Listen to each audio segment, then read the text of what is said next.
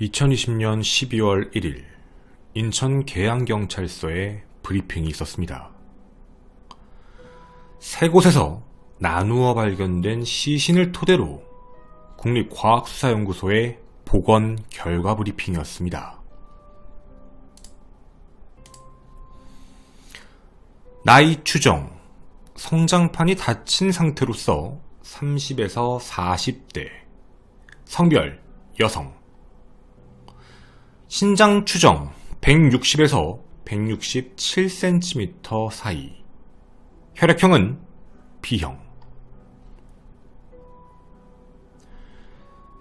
특이한 점으로는 상악 좌측, 즉 위쪽 턱의 왼쪽 27번 치아에 금 인레이가 되어 있고, 하악의 좌측, 즉 아래턱 왼쪽의 37번 치아와 오른쪽 47번 치아에는 레진 치료 흔적이 있다.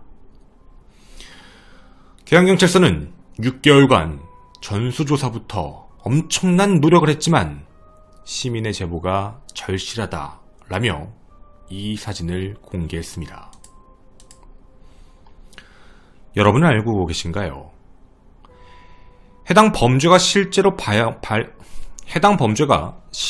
발생하였으나 수사기관에 인지가 되지 않았거나 수사기관에 인지가 되었다 하더라도 신원 파악 등의 문제가 해결되지 않아 공식적으로 범죄 통계에 집계가 되지 않는 그런 범죄, 바로 암수범죄입니다. 말이 어렵습니다. 정말 간략하게 말씀드리자면 그런 사건이 발생한지 몰라서 수사를 할 수 없다는 겁니다. 범주는 다양합니다. 지금 이 순간에서도 누군가가 마약을 하고 있다, 인지할 수가 없습니다. 암수 범죄지요. 우리가 얘기하는 이 암수 범죄는 종류가 매우 다양하지만 그 중에 살인과 관련된 암수 범죄는 그 누군가가 실종 신고를 하지 않으면 누구도 알 수 없습니다. 경찰은 기본적으로 신고가 들어와야 하니 말이죠. 여러분의 제보가 절실하게 필요합니다. 이 사진을 잘 봐주십시오. 토요사건 팩트 2020년 암수살인, 그 범인의 모습편입니다.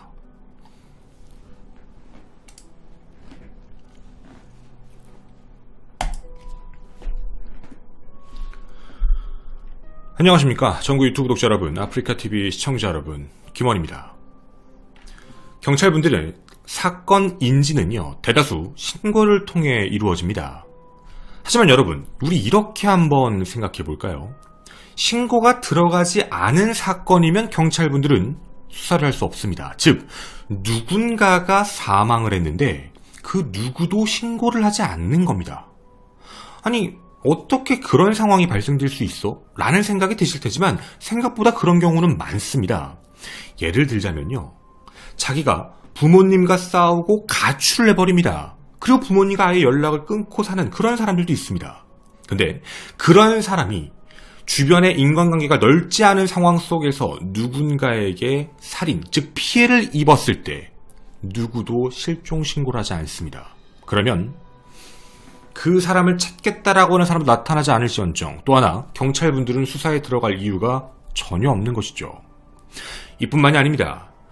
대부분 암수범죄 중 살인사건과 관련되어 있는 부분에선 또 어떤 케이스들이 많이 있냐면, 자신의 이름을 숨기고 하는 직업군들, 예를 들면 대부분 유흥업에 많이 있는데요, 자신의 생년월일부터 이름까지 진실되게 얘기하지 않고 가명으로 그 안에서 현금만을 받으며 생활을 합니다. 그러다 보니 그 사람이 갑자기 사라지더라도 주변 사람들은 그냥 다시 고향에 갔나 보지, 아니면 다른 지역으로 가서 일하나 보지, 그리고 신고할 수도 없습니다. 신고해서 가명의 이름을 대며 나이는 모르겠고 이름도 잘 모르는데 이렇게는 불렀어요, 근데 사라졌어요, 이렇게 신고할 수가 없죠. 어쩌면 자신들도 불법적인 일을 하고 있기 때문에 더욱 그럴 수 있습니다. 물론 이뿐만도 아닙니다. 우리가 얘기하는 외국인이 들어와 노동을 하거나 주변 인간관계가 거의 없는 상황 속에서 피해를 입었을 때 그 신고는 누군가에게 들어가지 않을 가능성이 높습니다. 자, 야, 근데 이거는 지금 피해자가 나왔잖아. 시신이 분리된 채로 세 곳에서 나왔다며. 그러면 신원이 누군지 알 수 있는 거 아니야? 지문이 없으면 신원을 알 수가 없습니다. 그러면 여러분은 이런 얘기를 하실 겁니다. 야, DNA로 하면 되잖아. 네, DNA로는 가능합니다. 단, 실종자의 가족이 우리의 가족이 실종되었다라는 걸 인지하고 신고를 해 자신의 DNA를 데이터베이스에 등재해놔야 됩니다. 그래 놓은 상황이 아니라면 아무리 어떤 시신이 발견되어 DNA가 나왔다 하더라도 매치되는 게 없는 겁니다. 즉, 피해자는 사망했지만 그 피해자의 가족들은 피해자가 사망했는지를 모르고 있는 겁니다.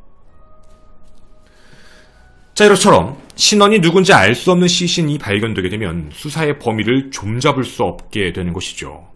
왜 피해자의 신원에 집착을 할까라고 생각이 드신다면 살인사건의 기본은 당연히 피해자 중심입니다.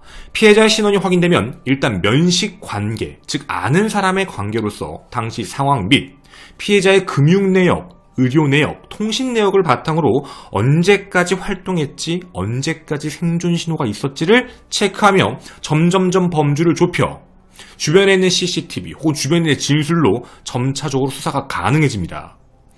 물론 비면식 관계도 이런 접촉이 다 확인이 되지요. CCTV든 전화든 이동 동선에서 말이죠. 하지만 피해자의 신원조차 알 수 없다면 당연히 이것조차 불가능합니다. 그리고 한 가지 더 큰 문제. 피해자의 신원이 알 수 없는 상황으로 계속적으로 시간이 흘러가면 피해자가 남긴 증거들은 많이 사라집니다. CCTV가 지워지고 누군가 차량의 블랙박스가 사라지고 목격자의 기억은 점점점 희미해져서 결국 재판에선 불리한 증거가 되죠. 여러분, 혹시 2020년 8월경부터 이런 연락을 받으신 분들이 계신가요?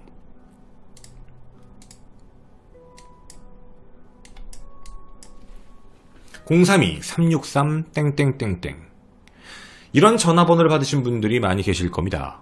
진짜 많이 받아보셨을 겁니다. 인천 계양경찰서 형사님으로부터 자신의 신원을 밝히며 연락을 부탁하고요. 연락이 되지 않으면 계속적으로 전화를 하셨을 겁니다. 대다수의 사람들은 보이스피싱이라고 생각을 했죠. 혹은 스팸 전화일 것이다. 이렇게 판단합니다. 물론 조심하셔야 되는 건 당연한 겁니다. 여기에서의 통화 내역은 이거였습니다. 안타깝게 돌아가신 피해자 한 분을 찾고 있다.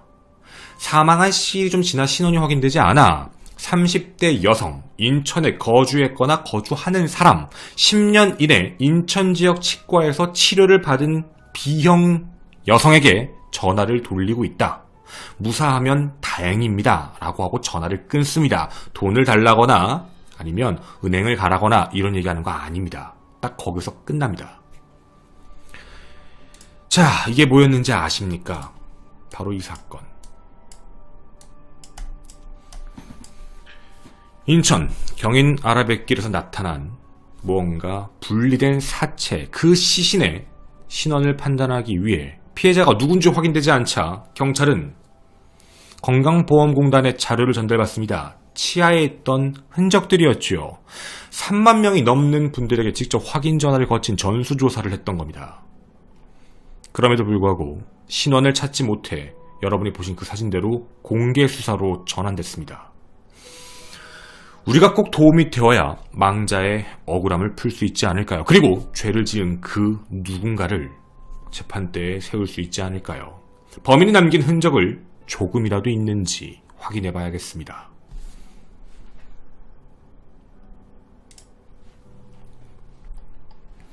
첫 번째 섹션, 시신의 발견입니다.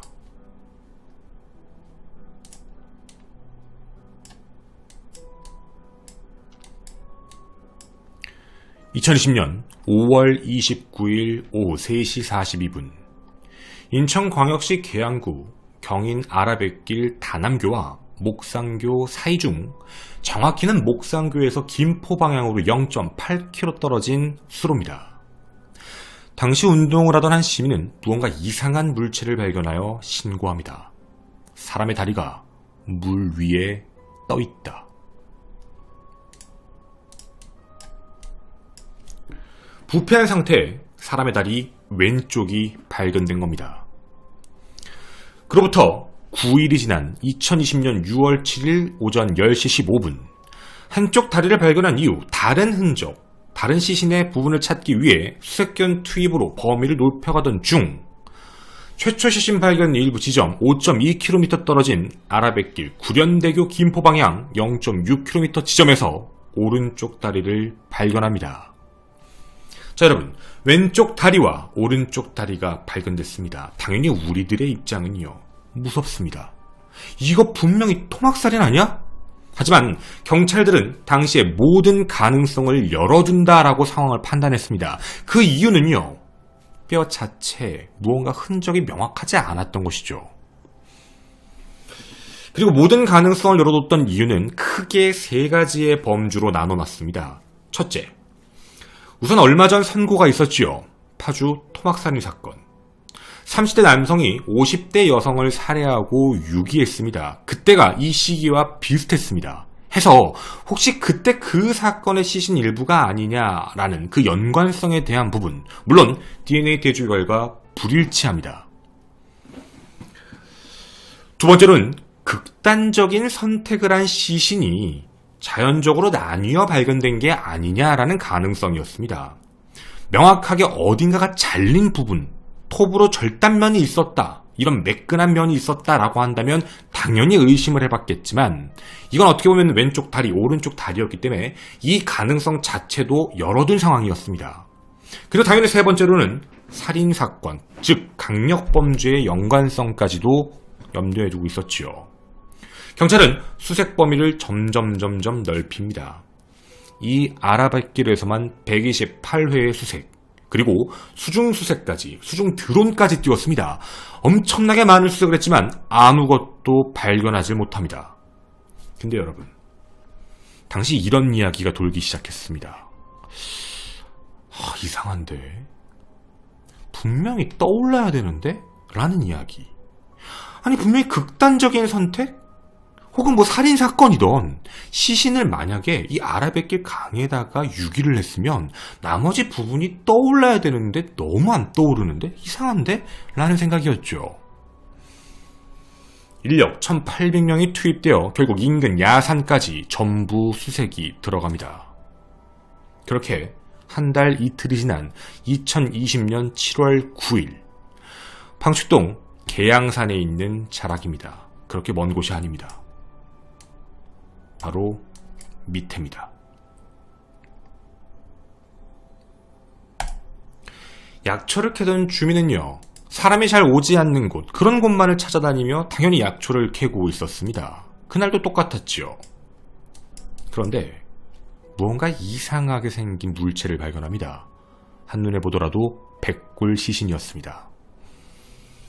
주민은 경찰에 신고를 하여 이 사체가 세상에 드러났지요. 머리가 포함된 상반신 일부의 백골 사체였습니다. 국과수의 감정 결과 DNA는 일치합니다. 아라뱃길에서 발견된 왼쪽 오른쪽 다리와 계양산에서 발견된 머리, 그리고 몸통의 DNA가 같았다는 겁니다. 자, 이제 그러면 한 가지를 우린 확실히 버릴 수 있습니다. 극단적인 상태로 사망, 즉 자살 같은 걸 했는데 시신이 분리가 된 거야 라는 가능성은 없습니다. 분명 누군가의 행위가 추가된 범죄 행위에 포함됩니다. 시신을 나눠놨으니 말이죠. 자, 여러분은 범인 혹은 그 범인들, 이 범인의 특징이 어떻다라고 느껴지십니까? 사실 많은 힌트가 없다라고 보여지지만 은근히 남겨놓은 것들이 있습니다. 첫째, 범인은 면식범일 확률이 매우 높을 겁니다. 만약에 비면식 관계에서 살인을 저지르고 시신을 훼손하는 상황이다라고 생각해볼까요? 모르는 사람입니다. 나랑 전혀 접점이 없는 사람인데 죽이고 시신을 훼손했다라고 한다면 시신 훼손 처리를 간단하게 할 가능성이 높습니다. 즉, 다른 장소에 나누어서 시신을 유기할 필요가 없다는 것이죠. 그냥 똑같이 아라뱃길의 유기, 이런 식이 더 간단했을 겁니다. 그리고 이상할 정도로요, 피해자의 신원과 관련된 정보들을 없애려고 한 흔적들이 나타납니다. 일단 시신 발견 현장에선 피해자의 의류, 그 외 유류품이 어떤 것도 발견되지 않았습니다. 즉 피해자의 신원을 확인할 수 있을 것 같은 모든 것들을 제거하고 시신을 유기했습니다. 또한 발견된 시신에서 유일하게 사라진 부분은 양팔입니다. 지문, 신분증, 즉 신원과 관련된 어떤 부분에 대해 굉장히 예민한 모습을 보인다는 건 역으로 지문 등록이 되어 있는 피해자일 확률이 높고 그 신원이 확인되면 밀접하게 연관된 자신에게 모든 화살, 용의선상이 돌아올 가능성, 이런 관계라면 내연관계 혹은 채무관계일 확률이 매우 높다라는 판단인 겁니다. 둘째, 범인은 스테이징을 했습니다. 스테이징을 했다는 게 뭐냐면 현장을 조작하고자 했다라는 흔적이지요. 여러분 잘 생각해 볼까요? 범인의 입장에서요, 제일 간단한, 면식이어도 말이죠, 제일 쉽고 간단한 방법은 피해자의 사체를 그냥 계양산의 야산에 묻어놓는 게 더 나을 수도 있습니다. 근데 왜 굳이 몸통은 계양산에 두고 다리 부분만 아라뱃길에다가 놨을까라는 생각이지요. 물론 이 부분에 대해서는 여러 가지 전문가분들의 의견이 다양하게 있는데 그 중에 한 가지에 주목하는 부분이 있었습니다. 아까 말씀드린 파주 토막살인 사건, 그리고 그 이전에도요, 경인 아라뱃길에 여러 가지 살인사건, 토막사건들이 발생됐습니다. 그때 모든 사람들이 공통적으로 하는 이야기가 야, 나머지 부분은 떠내려간 거 아니야? 이런 표현이었지요. 그럴 가능성이 충분히 높았습니다. 만약 범인이 이런 걸 알고 있었다면 다리만 발견되게 해서 나머지 부분들은, 신원을 확인할 수 있는 나머지는 전부 떠내려갔다, 사라졌다라는 걸 어떻게든 강조하고 그걸로 수사에 혼선을 주게 하고 싶은 목적이 아니었을까라는, 즉 아라뱃길 위주만 수색을 하게 만든 게 아니냐라는 추측이었죠. 만약 이 이야기까지 맞다면 정말로 면식관계일 확률이 매우 높다는 겁니다. 셋째, 범인은 피해자를 살해하고 시신을 훼손할 만한 장소를 갖고 있었습니다. 혼자 사는 집일 수도 있고요, 공장 같은 곳일 수도 있지만 시신 훼손의 범주를 보았을 때 절단면 자체가 톱 위주가 아닌 관절 위주라면 자신의 집에서 범행을 저질렀을 가능성이 매우 높습니다. 그럼 문득 그런 생각이 드네요. 팔은 어떻게 한 걸까? 아직도? 아니면 자기 근처 어딘가에? 물론 그 누구도 알 수 없는 내용이지요. 셋째, 범인은 피해자를 유기할 차량을 분명 갖고 있었습니다. 차량 이동 동선은 아라뱃길 부근과 계양산인데요. 한적한 시간대, 사람이 없는 시간대에 그 틈을 타 시신을 유기했을 가능성이 매우 높기 때문입니다.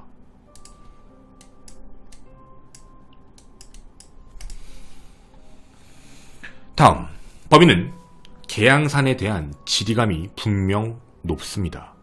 가능성이 꽤 높다라는 것이죠. 왜냐면 그 장소는 일반인의 접근이 쉽지 않은 곳입니다. 시신 자체를 끌고 올라가는 것도 힘든 곳이거든요. 지역의 지리를 어느 정도 알고 이동했을 가능성이 높습니다. 해서 범인은 인천 지역 쪽에 연고지가 있을 확률이 매우 높다라는 이야기인 것이죠. 바로 이 근처의 말입니다. 그렇다면 내연관계다라고 이야기를 한다면 피해자 또한 인천 쪽에 거주했을 확률이 매우 높다라는 것입니다. 자, 근데 여러분, 이 사건 자체적으로 봤을 때는요, 물론 외부에 많은 내용들이 나오지 않았지만 의문점으로 갖게 되는 부분들이 있습니다. 어떤 부분이냐면 피해자의 시신이 발견된 그 발견 시기에 대한 문제입니다. 살인을 하고 훼손하고 유기를 했지요. 만약 이 내용이 나온 쪽까지 보면 부패 정도를 감안하면 1년 이내다라고만 나와 있거든요. 물속에 있는 시신이 오랜 시간이 걸려 떠올랐다라고 보기에도 좀 어렵습니다. 즉, 다리가 발견된 시점으로부터 그렇게 멀지 않은 시간대에 시신을 유기했을 가능성이 높다라고 보여지는 대목이거든요. 그런데 시신이 생각보다 많이 부패가 돼 있었습니다. 특히 얼굴 부분, 상반신 부분은 알아볼 수도 없을 만큼 말이죠. 자, 이 부분에 대한 디테일한 내용은 확인할 수 없지만 분명 과학수사로는 진행이 됐을 겁니다. 곤충을 통한 수사로 부패가 어떻게 진행됐는지, 여기서 시작된 건지 아니면 어느 장소에 있다 이동이 된 건지는 체크가 돼야 되겠지만, 시신 자체가 만약 시신이 이동됐을 가능성도 배제할 수는 없다라는 점입니다. 이 사람의 신원을 확인할 수 없고 누구도 실종 신고를 하지 않을 건데, 이렇게 시신을 유기하게 되면 자신에게 다가올 건 없다라고 판단했을 때 말이죠. 처음부터 시신이 계양산에 묻혀 있었던 건지, 아니면 사례 후 시신을 유기하는데 조금 더 시간을 두고 집안에 있다 부패가 진행되고 이후에 유기했을지 알 수가 없는 상황입니다. 자, 경찰은 오랜 시간 동안 주변의 CCTV부터 모든 상황들을 확인해 보려고 했습니다. 하지만 여러분도 아시다시피 모든 건 보존하고 보관하고 있지만 피해자가 누군지를 알 수가 없습니다. 피해자가 누군지만 누구라고라도 안다면, 어느 시간에 사라졌는지라도 안다면 범인을 분명히 찾아낼 수 있겠죠. 그리고 우린 진짜 잊으면 안 되는 게 있습니다. 범인은 혼자가 아닐 수도 있습니다. 여러 가지로 열어놓고 봐야죠. 우리는 그럼 궁금합니다. 피해자의 신원이요. 경찰은 1인 거주 여성, 가정폭력 피해, 실종자, 미기가자, 데이트폭력 등 약 6개월간에 걸쳐 연락이 잘 안되는 40만 명 중에 고르고 확인하고 체크하고, 그뿐만 아닙니다. 사람들에게 연락이 안되는 모든 사람을 통해 전수조사를 했는데도 불구하고 나오지 않자 우리에게 알리는 겁니다. 당연히 이렇게 되자 사람들은 야, 혹시 입국? 외국인? 조선족? 이런 사람 아니야? 라고도 유출하고 있습니다. 자, 물론 범주는 다양합니다. 누군지도 알 수 없지요. 결국 경찰은 몽타주를 공개합니다. 피해자의 얼굴을 복원했지요. 근데 여러분, 중요한 게 있습니다. 이 몽타주에 얼굴에 색을 넣어두요. 여러분은 어떤 생각이 드십니까?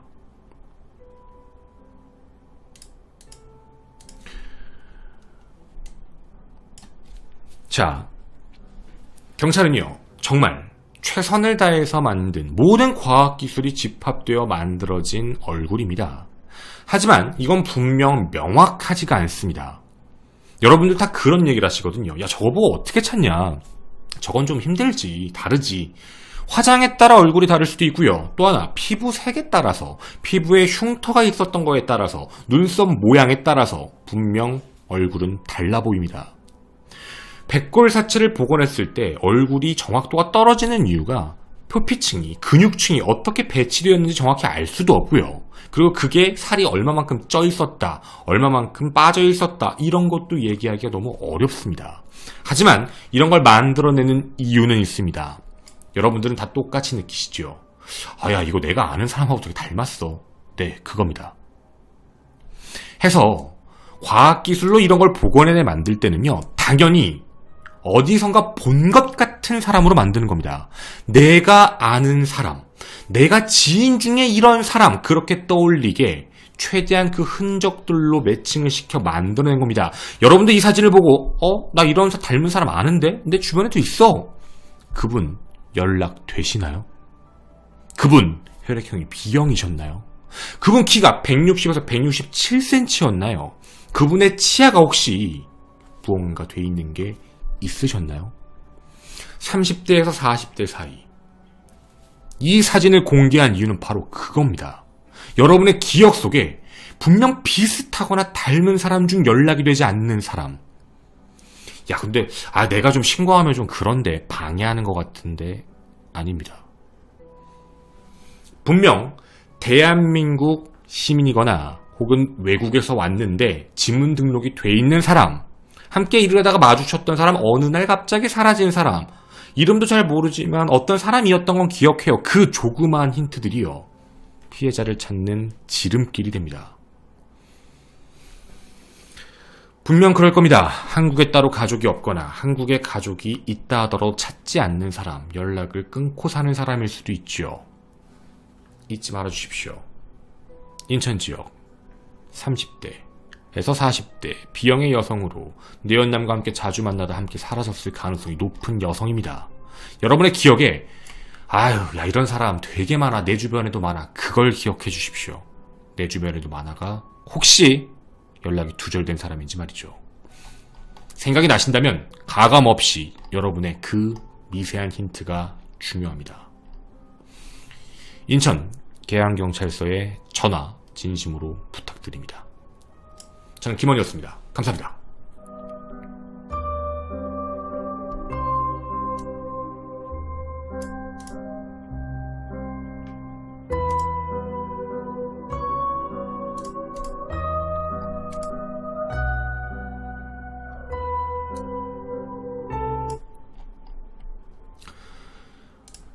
네, 아마 다음 주 그것이 알고 싶다에서도 이 힌트를 찾아가는 방송이 될 것 같아요. 누군지 정확히 알 수 없으니까 최대한 이렇게 해서 제보를 받아서 유의미한 제보가 들어가 신원이 확인되면 좋으니까. 그래서 유튜브에서도 저희도 영상을 올려서 많은 분들이 보실 수 있게 그렇게 하는 거고요.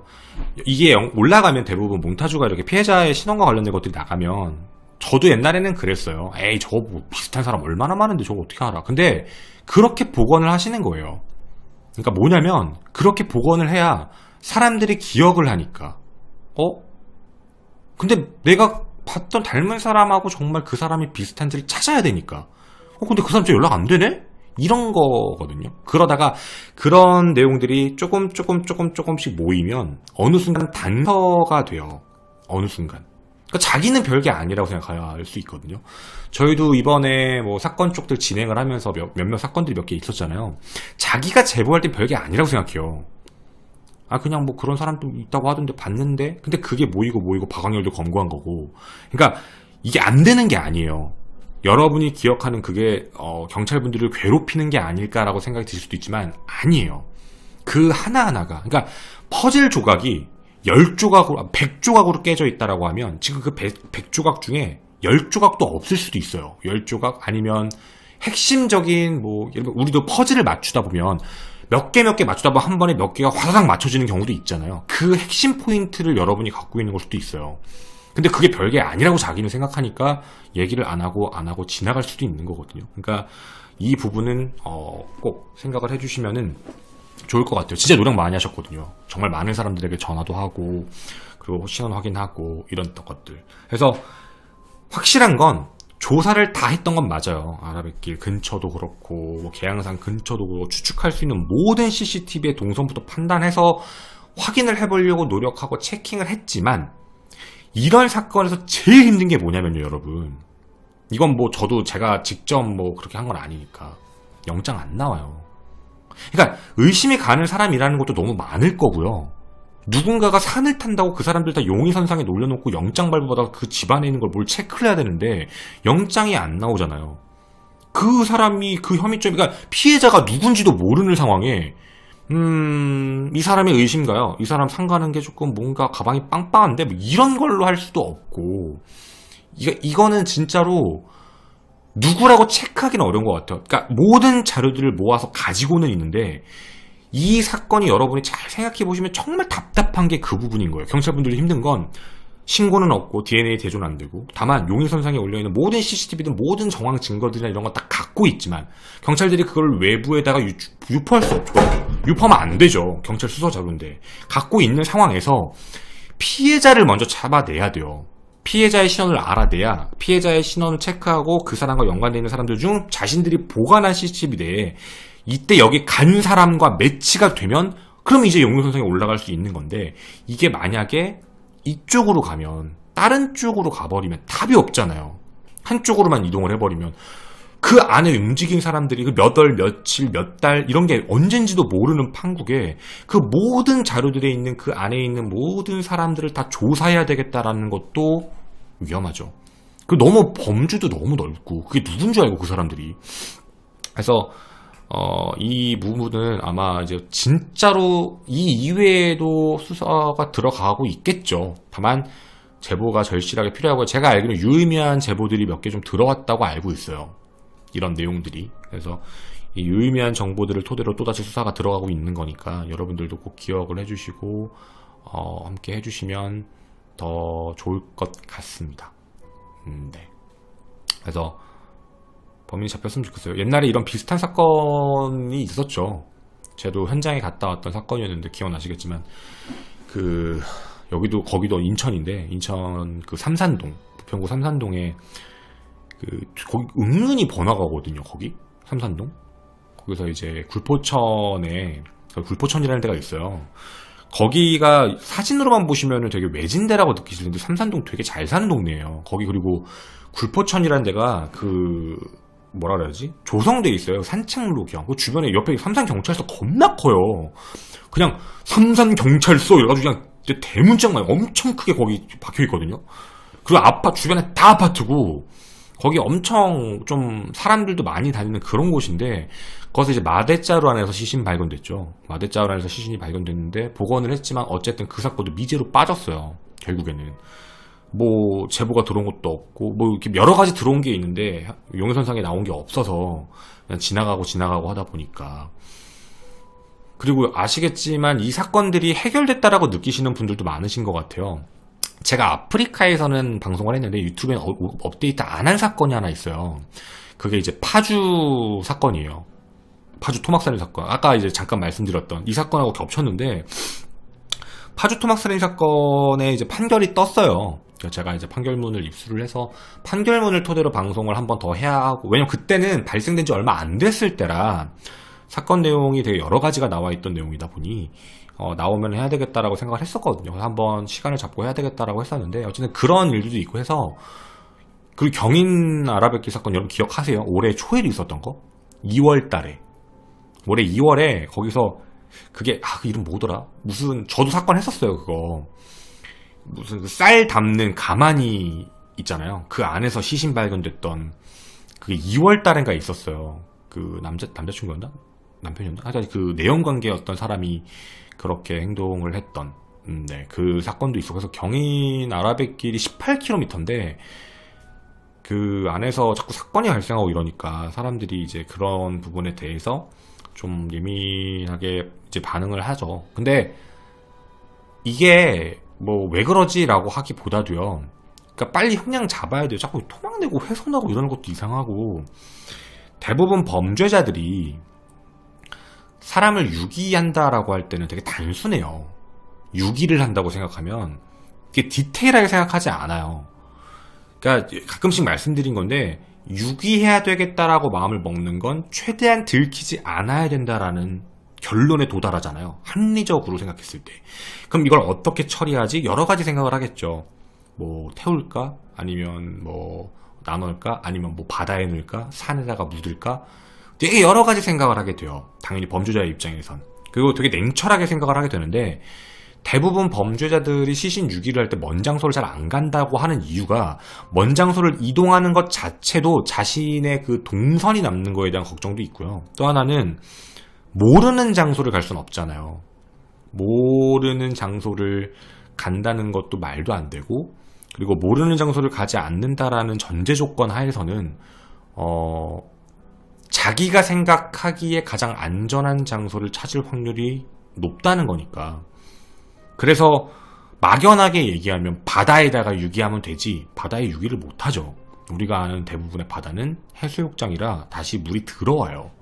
그래서 유기를 못하는 거고, 산속에다가 하면 되죠. 어려워요. 산 깊은 곳에 가서 시신을 유기하려면 위험해요. 시신을 업고 가야 되고, 그 와중에 유기할 삽도 들어야 되고 랜턴 들고 가야 되고. 근데 랜턴 들고 갔을 때 랜턴 가지고 비추는 것도 위험하죠. 누구랑 마주칠 수도 있는 거고, 자신에게도 위험성이라는 게 생겨요. 자기가 길을 잃는다거나 아니면 자기가 뭔가 다친다거나. 그래서 그렇게 멀리 가지도 못하는 거예요. 항상 안전한 장소, 가까운 장소, 여러 가지 생각을 하게 되는 거거든요. 그래서 이 아라뱃길 같은 경우는 어쨌든 바다랑 뭐 가면 바다지 뭐 이러면서 강이니까 떠내려가겠지라는 그런 생각들이라서 대부분의 토막살인을 하게 되는 범죄자들이 제일 많이 고르는 데가 원래는 강이에요. 제일 많이 고르는 게. 왜냐면 강은 자기 사는 동네를 많이 고른대요. 알고 있어서. 거기에 사람이 얼마만큼 있는지 알아서. 그러니까 거기를 몇 번씩 왔다 갔다 했거나 아니면 근처에 살아서 거기를 뭐 산책을 했거나 밤 몇 시가 되지 이러면 사람이 없지 이런 거 있잖아요. 그런 식으로 많이 한다고 해요. 그래서 진짜 좀 의심이 그런 식으로 드는 상황인 거죠, 여기도. 그래서 이 사건에 대해서도 여러분한테 그렇게 해서 말씀을 드린 거고, 범인은 굉장히 가까운 사람일 확률이 높은 것 같아요. 그리고 이게 왜 그랬냐면, 피해자의, 그러니까 범인이 참 특이한 행동을 했다라고 하는 것 중에 하나도 이게 있어요. 그러니까 분명히 목격자분들이 뭐라 그랬냐면, 이게 지금 정확한지는 모르겠어요. 외부 수사자로 다 나온 게 아니고. 근데 그때 당시 상황을 보면은 다리가 그냥 떠 있었다라고 하거든요. 부패한 다리. 딱 보고 다리인 걸 알았대요. 그게 봉투에 들어가 있거나, 봉투에 들어가서 열어봤는데 시신을 발견했어요 라고 하면, 아, 이게 해서 갖고 나왔구나, 이런 느낌이잖아요. 근데 이거는 다리 자체를 던졌다는 얘기잖아요. 이게 왜 이상하다라는 생각이냐면, 살해한 지 얼마 안 돼서 하기 힘들었을 것 같거든. 정말로. 그래서 의심을 좀 하는 것 같아요. 이게 처음부터 물속에 있었던 게 아니지 않을까. 그러니까 부패에 대한 부분이, 그러니까 이게 너무 이상해요. 그게 그렇게 어떻게 했지? 그러면은 차에다가 토막난 시신을 넣어놓고 운전하고 가다가 그냥 휙 던졌다, 이런 얘기인 거니까. 뭐 어디에다가도 포장을 안 했다는 얘기잖아. 어디다 넣어서 한 것도 아니고 그냥 던졌다라는 얘기가 되고. 그러니까 참 이상하죠. 어떻게 보면 대범하기도 대범하고, 원래 같으면 뭐 그냥 봉투에 담든 이럴 텐데. 그래서 이런 부분에 대한 내용들까지도, 네, 범주를 넓혀서 여러분들한테도 말씀을 드린 부분입니다. 그래서 가장 뭐 가능성이 넓어야 되지만 내연관계 문제가 가장 강하지 않을까라는 생각이죠. 네. 어쨌든 여러분의 의견 기다리겠습니다. 다음 주에도 그 알 꼭 봐주십시오.